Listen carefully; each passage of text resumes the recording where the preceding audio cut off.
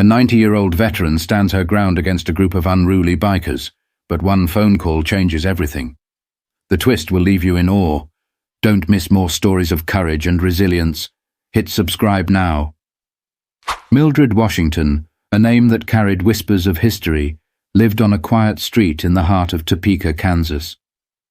Her home was modest, a small white house with faded shutters, surrounded by a garden she tended daily with loving care. At 90 years old, Mildred had earned the right to a peaceful life, though her past spoke of anything but tranquility. She was a veteran, one of the few black women who had served as a nurse during World War II. Her stories, though rich with history, were rarely shared beyond her close-knit circle of neighbors and friends. Life in this small neighborhood moved at a gentle pace. Mornings began with the sound of children riding bicycles and birds chirping in the maple trees that lined the street. For Mildred, mornings were her sanctuary. She'd sit on her front porch, a steaming cup of tea in hand, watching the world unfold around her. But one Tuesday afternoon, everything changed. A deep, guttural roar broke the calm. The sound came from a line of motorcycles rumbling down the street, disrupting the serenity that Mildred cherished. The bikers were young, loud, and dressed in black leather, their presence a stark contrast to the quiet street. They stopped abruptly near her house, parking their bikes on the grass along the sidewalk. Engines sputtered before dying, and for a moment there was silence. Then came the laughter, boisterous, mocking, and intentionally loud enough to reach Mildred's ears. She watched them from her porch, her hands folded neatly on her lap. The leader, a tall man with a red bandana tied around his head, noticed her gaze. He smirked and nudged his companions. "Look at the granny over there. Bet she's got stories about the dinosaurs," he said, his voice dripping with mockery. The group erupted in laughter. Mildred didn't flinch. Her dark brown eyes, still sharp despite her age, studied them with quiet resolve. She didn't respond. Instead, she rose slowly from her chair, gripping the armrest for support, and walked inside her house. She closed the door softly behind her. The bikers saw this as an invitation to escalate their antics. Music blared from a speaker one of them had strapped to his bike, a jarring contrast to the peaceful hum of the neighborhood. They hollered and laughed, their voices carrying across the street, disturbing the neighbors who peeked cautiously from behind curtains but dared not intervene. For Mildred, this wasn't just noise. It was a challenge. She had faced much louder and more terrifying adversaries in her lifetime. The memories of war and the prejudice she endured as a black woman in the military had toughened her spirit. She wasn't one to be easily rattled. Later that evening, Mildred stepped onto her porch again, this time carrying a broom. She swept the wooden planks as though the loud music and jeers were nothing more than an annoying breeze. The bikers noticed her again and turned their attention back to her. "Hey, Grandma! Don't hurt yourself with that broom," one of them shouted, earning more laughter from the group. Mildred didn't reply. Instead, she paused her sweeping and looked directly at them. Her steady gaze was unyielding, and for a brief moment the laughter faltered. She returned inside, without a word. But Mildred knew that silence wasn't enough. These men were pushing boundaries, and she could feel the tension growing. She glanced at the old rotary phone in her kitchen, her fingers brushing its cool surface. It had been years since she'd dialed the number she was now considering. As she sat at her table, her eyes fell on a faded photograph hanging on the wall. It was her, standing tall in her army uniform, surrounded by comrades whose loyalty had been forged in the fire of war. She let out a slow, measured breath. Mildred wasn't about to let her quiet life be disrupted by a group of young men who thought their noise could intimidate her. She knew exactly what she needed to do, but the time had to be right. The next day the bikers returned. This time they were louder, brasher, and more obnoxious. Their engines roared as they pulled up in front of Mildred's house again, deliberately revving to create as much disruption as possible. Neighbors peered through their curtains but hesitated to step outside, their unease palpable. This was no ordinary neighborhood disturbance. These men seemed determined to prove they owned the street. Mildred sat on her porch again, her hands resting on her lap. Her calm demeanor was a stark contrast to the chaos unfolding in front of her. The leader, the one with the red bandana, sauntered over to her picket fence, his boots crunching against the gravel. He leaned against the fence casually, a smug grin spreading across his face. "Hey, Granny," he called out. "Don't you think it's time you moved to a nursing home? This street's too lively for someone like you." The group burst into laughter, clapping each other on the back as if they'd delivered the joke of the year. Mildred didn't respond. She remained seated, her gaze fixed on the leader with a quiet intensity that seemed to unsettle him, though he wouldn't admit it. The harassment wasn't just verbal. They began throwing empty beer cans onto her lawn, laughing as they watched her pick them up one by one. She did so without complaint, methodically placing the cans into a trash bag before returning to her seat. But inside, she was calculating. Every insult, every jeer, was catalogued in her mind. These boys had no idea who they were dealing with. By the third day, the bikers' antics had grown even bolder. They set up a makeshift camp on the sidewalk, playing loud music and treating the area as if it were their private playground. Mildred's once pristine lawn was now littered with garbage, and the noise was constant. The leader's taunts grew crueler, his tone dripping with condescension. "Maybe you don't mind the mess, huh?"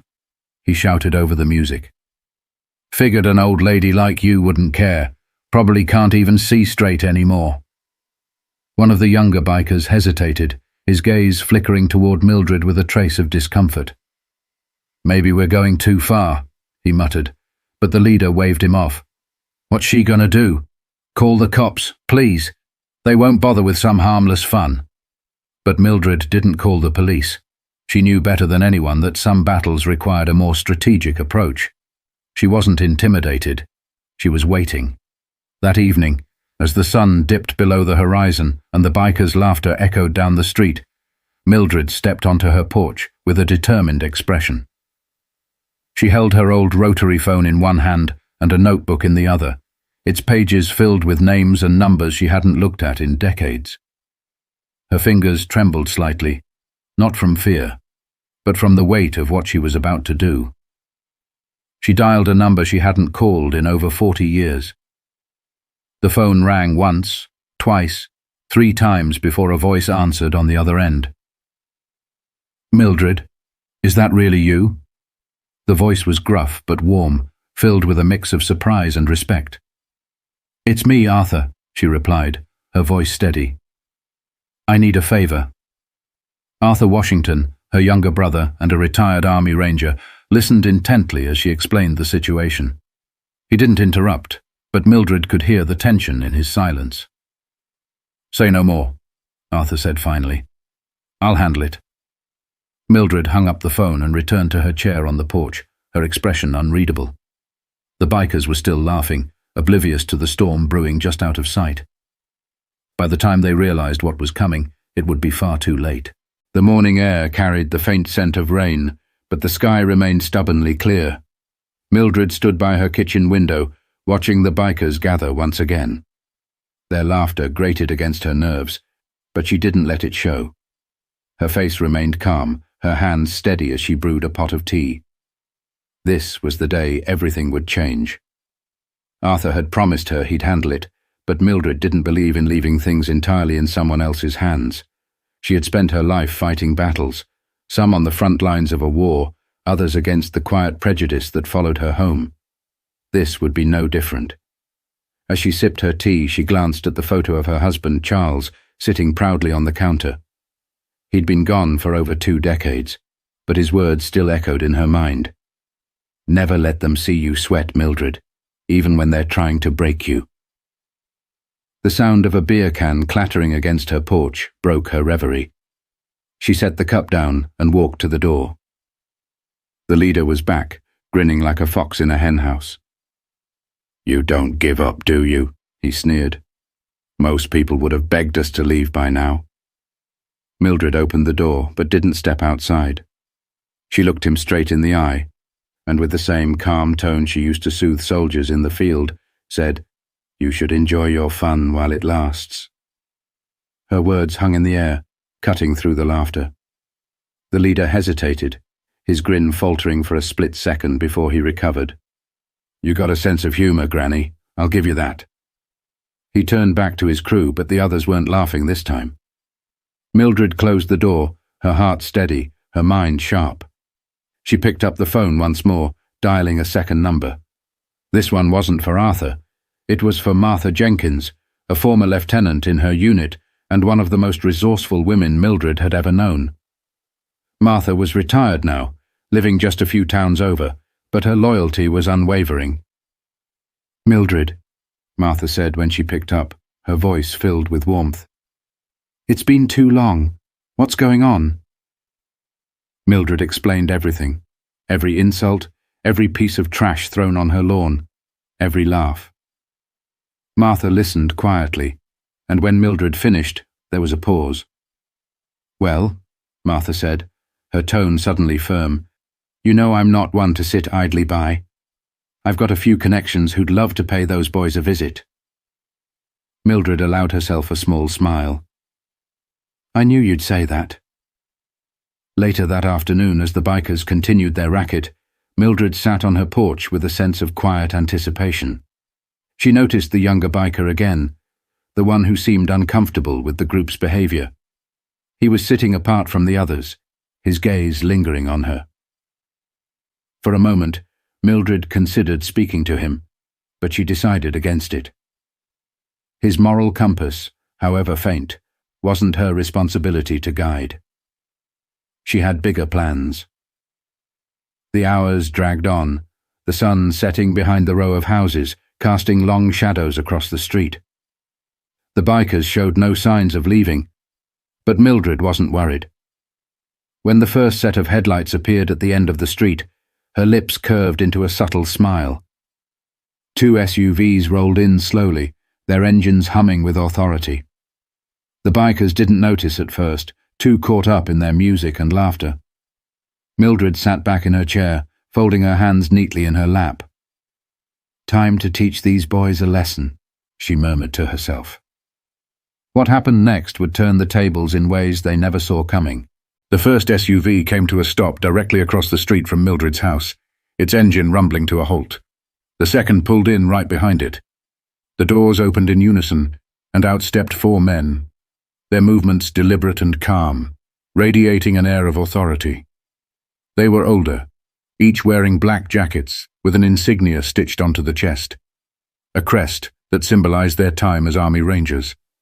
Arthur emerged from the driver's seat of the first SUV, his imposing frame and silver-streaked beard giving him a commanding presence. He wasn't wearing a uniform, but his stance alone spoke volumes.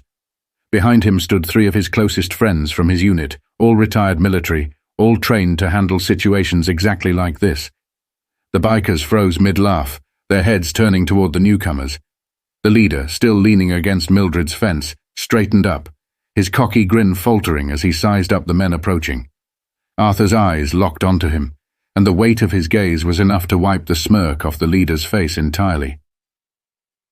"You must be the one who's been bothering my sister," Arthur said, his voice calm but edged with steel. His words carried a weight that silence seemed to amplify. "Sister?" the leader echoed, glancing nervously at Mildred, who was now watching the scene unfold with a faint smile. "We were just hanging out."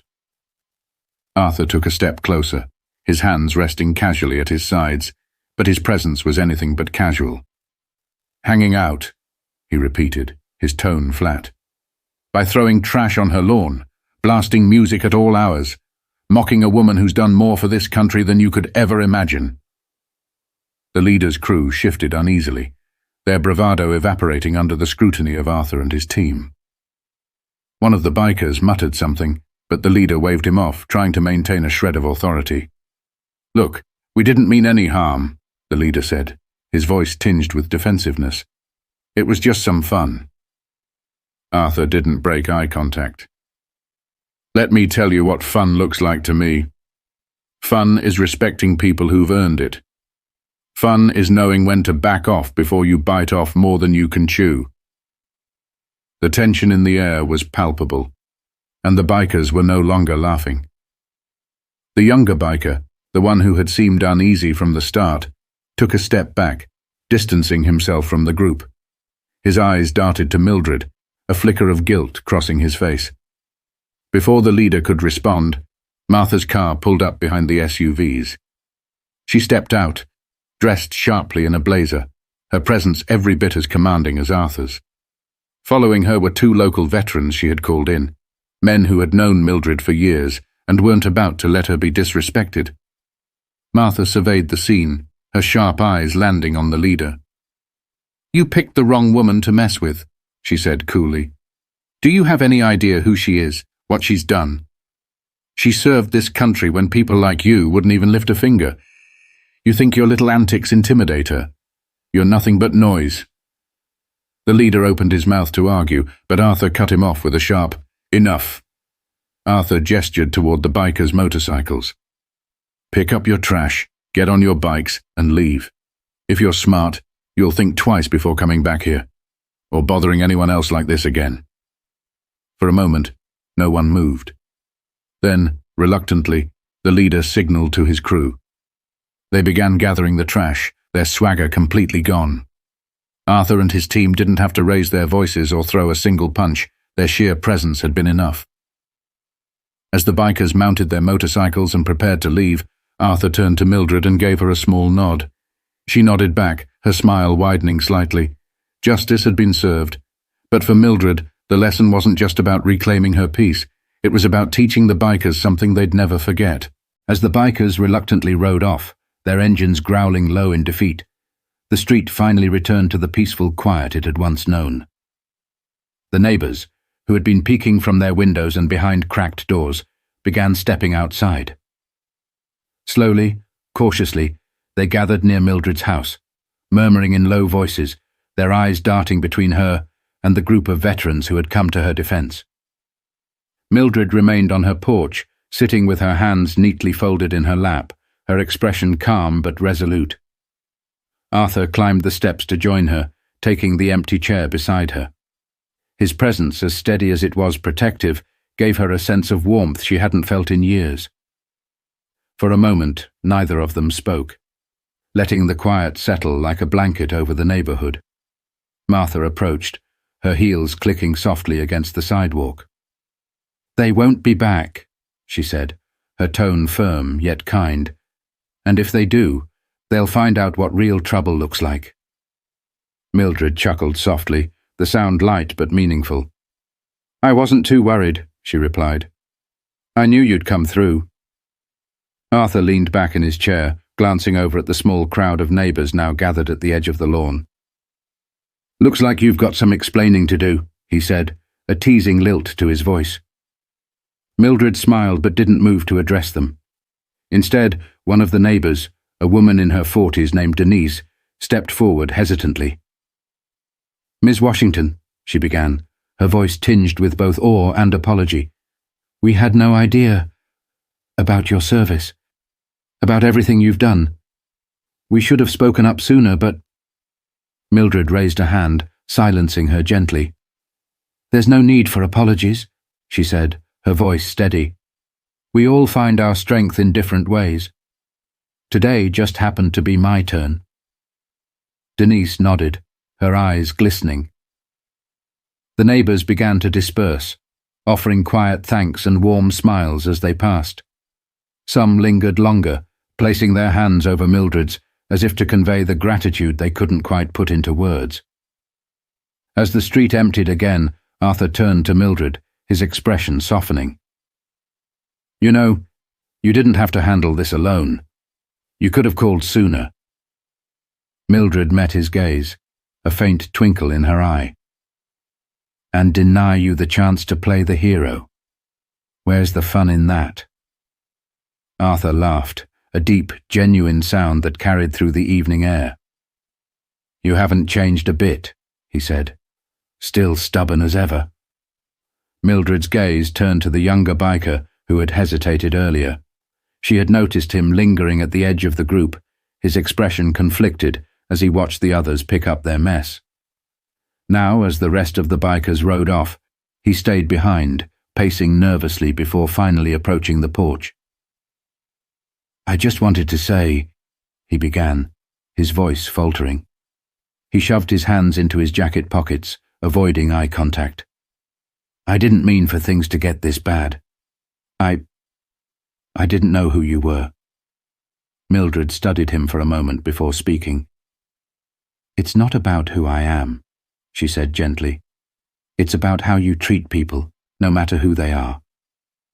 The young man nodded, his shoulders sagging under the weight of her words.